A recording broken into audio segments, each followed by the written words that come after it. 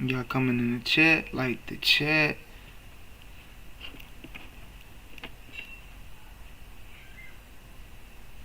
Y'all coming in the chat, like the chat. Why is not?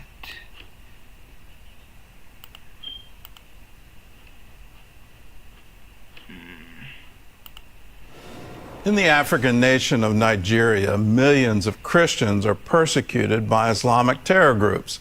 The Nigerian government is doing very... So we are discussing about the Nigerian persecution that's happening right now. And it's a bad persecution that's happening. So it's something that the world is not really speaking on right now. So this is what we're trying to talk about today. We're just waiting on everybody to get in the chat.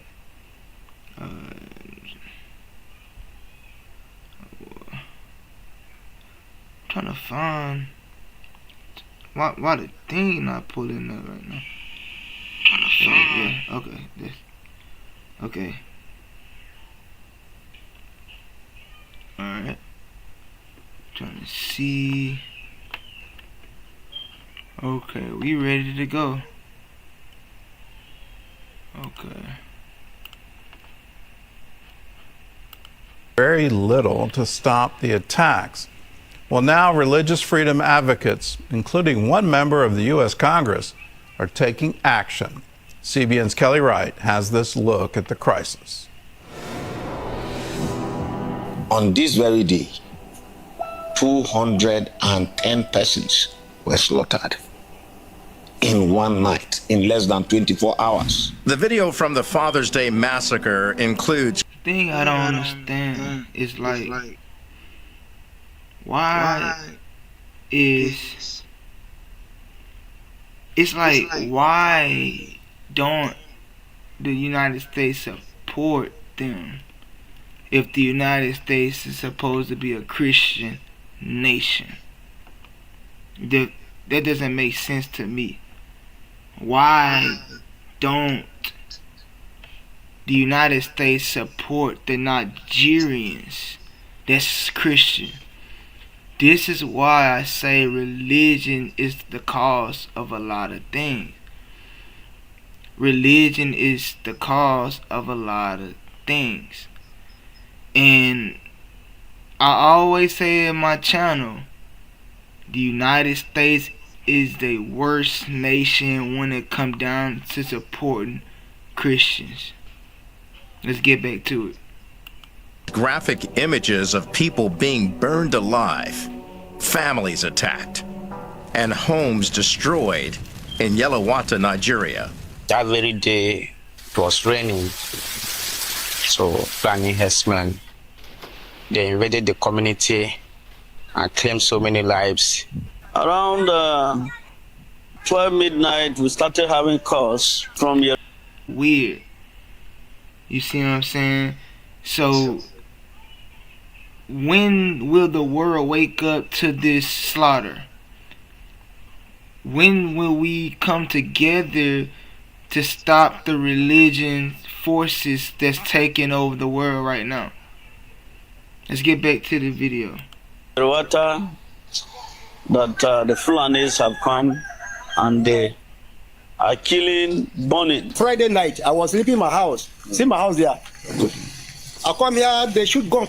Later, they come, they break this house. Where my brother is sleeping here with his children. Thereby, they come, they kill people.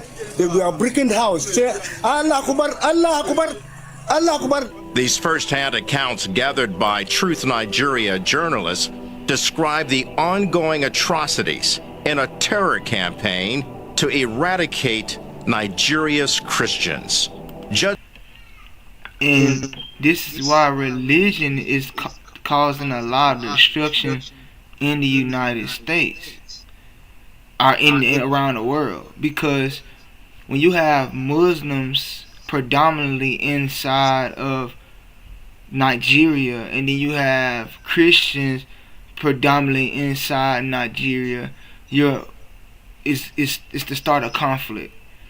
And Muslims are very violent, okay? That's their culture, that's their belief. They are very violent, and they will eradicate or destroy anything that stands in his way. Islam is very destructive. Let's go. Saul, filmmaker and missionary, the organizer of equipping the persecuted, highlighted this documentary as a way to sound the alarm.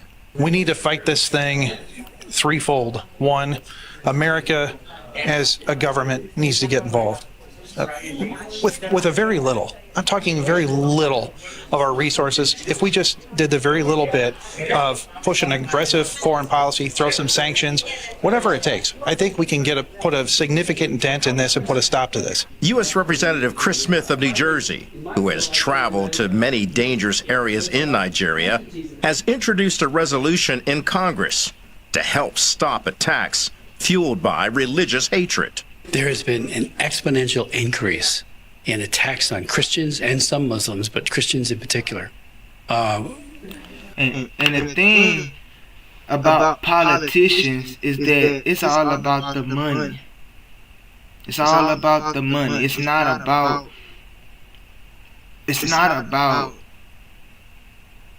beliefs. It's not about people, okay? It's about money and control. That's what it's about. And this is what's going on. Religion is causing a mass destruction around the world. And if we don't become spiritual minded, this can happen to us. Because when you have believers or people that say they believe and they don't believe, this can cause error.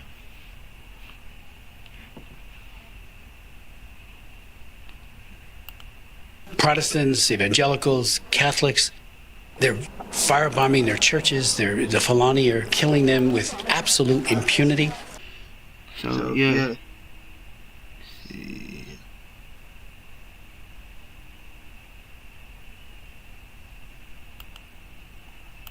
Fulani militants and ISIS-linked extremist groups from neighboring countries take advantage of this policy to carry out mass murder, rape, and kidnappings.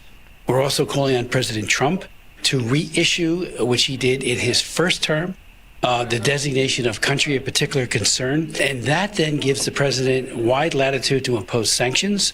It's an excellent bill when it's used properly. It gets the attention of all the policymakers, in this case in Abuja. It says, we're not kidding. During a White House press briefing, I asked Press Secretary Caroline Leavitt about the crisis in Nigeria. And do you know if there's any action that the president will take? I'm not tracking a call between the president. They're not going to do anything. They're not going to do nothing pertaining to Nigeria.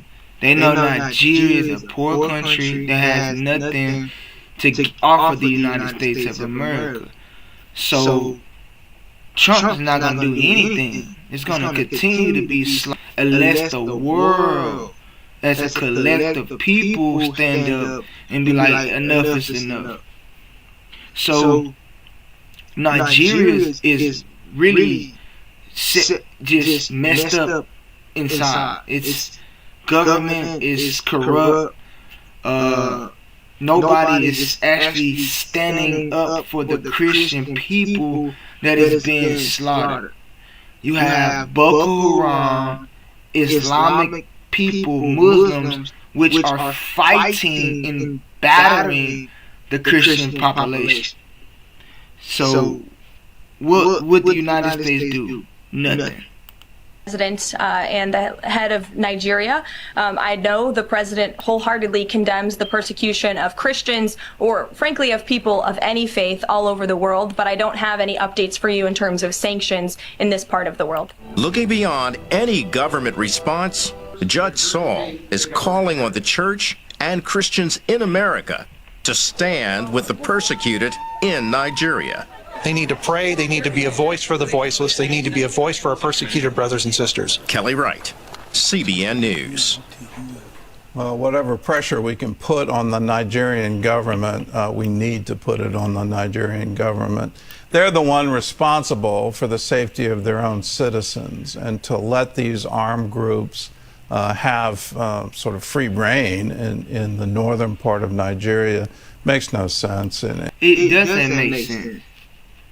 When you have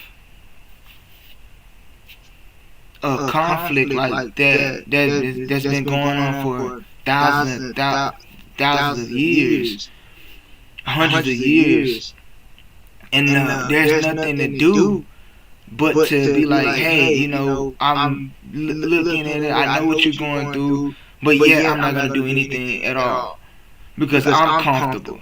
So when you start seeing churches being born, people being slaughtered, it's not a good look.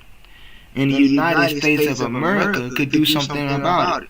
They can do something about it. They don't want to because Nigeria is not doing nothing to continual struggles coming out of Nigeria. You need to establish law and order in your own country. You can't have your women, your girls kidnapped. You can't have people murdered in the streets. You can't have these churches burned to the ground.